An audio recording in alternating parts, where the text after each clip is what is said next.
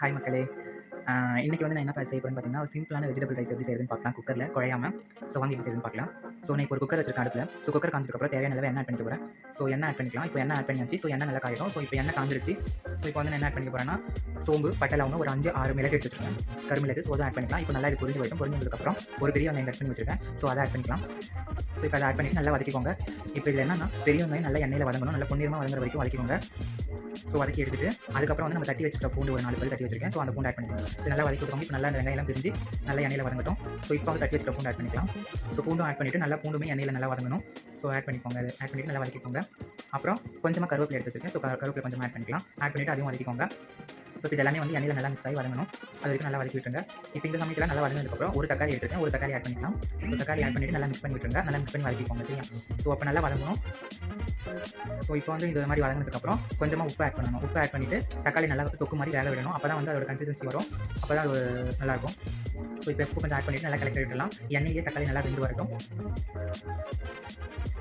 So இப்போ பார்த்தீங்கன்னா நல்லா கிளறி விட்டுட்டேன். ஸோ இப்போ நல்லா தக்காளி கொஞ்சம் வேகினதுக்கப்புறம் நீங்கள் பச்சை மிளகா சேர்த்துக்கோங்க. இப்பயே பச்சை மிளகா சேர்த்தீங்கன்னா தக்காளியோட பச்சை மிளகா நல்லா வெந்துடும். ஸோ நம்ம குக்கரில் வைக்கிறதுனால பச்சை மிளகா கொஞ்சம் தக்காளி வெந்ததுக்கப்புறம் ஆட் பண்ணால் கரெக்டாக இருக்கும். ஸோ இப்போ 3 பச்சை மிளகா எடுத்து வச்சுட்டு 3 பச்சை மிளகா ஆட் பண்ணியாச்சு. ஆட் பண்ணிவிட்டு இதையும் நல்லா வதக்கிக்கோங்க. ஸோ இப்போ இந்த மாதிரி வதக்கிட்டு இப்போ பார்த்தீங்கன்னா நல்ல ஒரு தொக்கு மாதிரி ஆயிடுச்சு. ஸோ இந்த சமயத்தில் இப்போ வந்து நம்ம எடுத்து வச்சுக்கிற வெஜிடபிள்ஸ் ஆட் பண்ணிக்கலாம். நான் ஒரு கேரட்டு, ஒரு பொட்டேட்டோ, கொஞ்சம் பட்டாணி எடுத்துருக்கேன். ஸோ இப்போ எல்லாத்தையும் ஆட் பண்ணிக்க போறேன். நல்லா தண்ணியில் வாஷ் பண்ணிவிட்டு ஆட் பண்ணிக்கோங்க. ஆட் பண்ணிவிட்டு மிக்ஸ் பண்ணிக்கலாம். ஸோ இப்போ வந்து கேரட்டு, பொட்டேட்டோ ஆட் பண்ணியிருக்கு. இப்போ வந்து பட்டாணி ஆட் பண்ணுறேன். பட்டாணி ஆட் பண்ணிவிட்டு நல்லா மிக்ஸ் பண்ணி விட்டுருங்க. ஸோ இப்போ தக்காளி வெங்காயத்தில் இந்த எண்ணெயிலே எல்லாத்தையும் மிக்ஸ் ஆகட்டும். இப்போ மசாலா உடனே நீங்கள் ஆட் பண்ண வேணாம். ஸோ இந்த காயெல்லாம் மிக்ஸ் ஆகட்டும். தக்காளி வெங்காயத்தில் மிக்ஸ் பண்ணிவிட்டு அதுக்கப்புறம் மசாலா ஆட் பண்ணி மிக்ஸ் பண்ணுங்கள். அப்போ தான் வந்து நல்ல டேஸ்ட் இருக்கும்.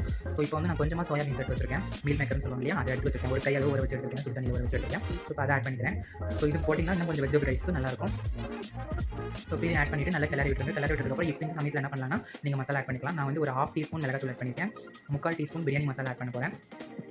ஸோ பிரியாணி மசாலா ஒரு 3/4 டீஸ்பூன் ஆட் பண்ணிக்கலாம். நான் வந்து 1 கிளாஸ் ரைஸ் எடுத்துருக்கேன். ஸோ அதனால் இந்த குவான்டிட்டி போதுமானது. அது குக்கரில் வைக்கிறதுனால இந்த குவான்டிட்டி போதுமானது. அடுத்து ஒரு 1/4 டீஸ்பூன் மஞ்சள் ஆட் பண்ணிக்கலாம். ஸோ 1/4 டீஸ்பூன் மஞ்சள் ஆட் பண்ணிவிட்டு தேவையான உப்பு சேர்த்துக்கிட்டு நல்லா மிக்ஸ் பண்ணி விட்டுருங்க. ஸோ இப்போ இந்த மசாலாவோட இதெல்லாம் மிக்ஸ் பண்ணி ஒரு 2 நிமிஷம், ஒரு 1லேருந்து 2 நிமிஷம் விடுங்க. ஸோ இது நல்லா கிளறி விட்டு அதுக்கப்புறமா வந்துட்டு நல்லா அது வந்து எண்ணெயில் இதானதுக்கப்புறம் நீங்கள் வந்து தண்ணி ஆட் பண்ணிக்கிற மாதிரி இருக்கும். இப்போ வந்து நீங்கள் என்ன பண்ணலாம்னா, கிளறி விட்டு முடிச்சுட்டு கொஞ்சம் நேரம் அப்படியே விட்டுருங்க. நல்லா மிக்ஸ் பண்ணி விட்டுக்கோங்க. மசாலாலாம் எல்லாம் எடுத்துட்டு போகிற மாதிரி சுற்றி மிக்ஸ் பண்ணி விட்டுக்கோங்க. ஸோ மிக்ஸ் பண்ணிவிட்டு கொஞ்சம் நேரம் அப்படியே விட்டுருங்க. ஏன்னா வந்து இந்த மீல் மேக்கர்ல எல்லாம் மசாலா ஒட்டணும். அதுக்கப்புறமா தான் நீங்கள் தண்ணி ஊற்றுனீங்கன்னா அது கரெக்டாக இருக்கும். ஸோ இப்போ வந்து நீங்கள் என்ன பண்ணலாம்னா, தண்ணி நான் 1 கிளாஸ் ரைஸ்க்கு 2 கிளாஸ் தண்ணி ஆட் பண்ணிக்க போகிறேன். ஸோ 2 கிளாஸ் தண்ணி ஆட் பண்ணியிருக்கேன். ஸோ தண்ணி ஆட் பண்ணிவிட்டு நல்லா மிக்ஸ் பண்ணி விட்டுட்டு உப்பு காரெல்லாம் கரெக்டாக இருக்கான்னு பார்த்துக்கோங்க. ஸோ இப்போ வந்து இது நல்லா கிளறி விட்டதுக்கப்புறம் இது நல்லா கொதிச்சு வரணும். ஸோ இப்போ இது பார்த்தீங்கன்னா எனக்கு உப்பு கரெக்டாக இருக்குது. ஸோ அதனால் நான் மிக்ஸ் பண்ணி விட்டுறேன்.